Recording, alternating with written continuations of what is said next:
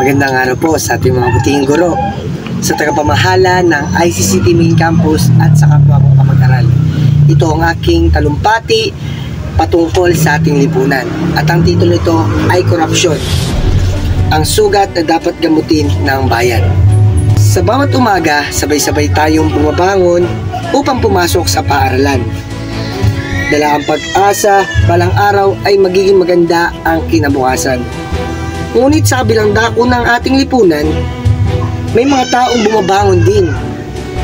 Hindi para maglingkod, kundi upang pagsamantalahan ang tiwalang ibinigay sa kanila ng sambayanan.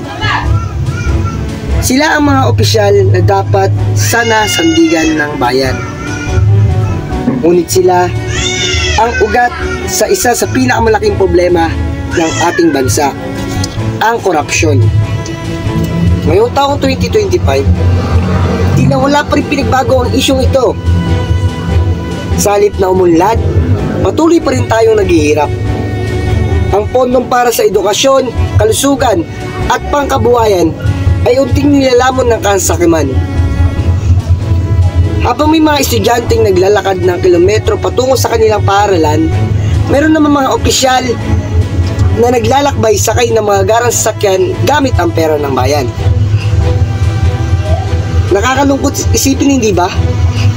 Ang perang dapat sana ay pangtustos sa mga silid-aralan, aklat at upuan ay napupunta sa mga bulsa ng ilang ganid sa kapangyarihan. Ang mga mamanggagaway patuloy na nagsisikap, ang mga magsasakay pawis at dugo ang puhunan. Ngunit tila ba sila ay nananatiling biktima ng sistemang hindi patas? Ngunit mga kamag-aral, huwag tayong mawalan ng pag-asa. Sapagkat sa ating mga kamay, sa ating mga puso, at sa ating mga isipan nakasalalay ang ating pagbabago.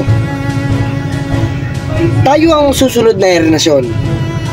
Mga kabataang may tapang, prinsipyo at malasakit sa bayan. Ang laban kontra korupsyon ay hindi lamang sa mga lansangan o sa mga bulwagan ng gobyerno.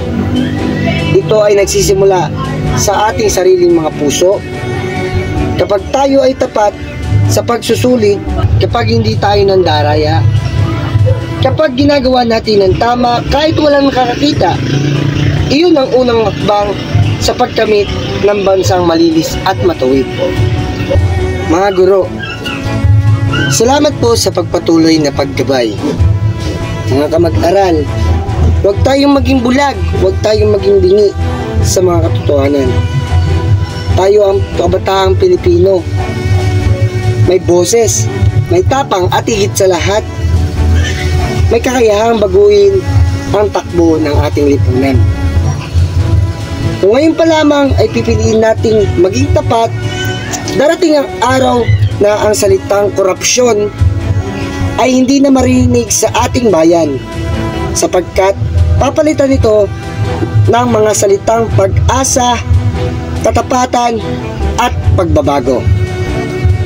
Maraming salamat po at mabuhay ang kabataang Pilipino.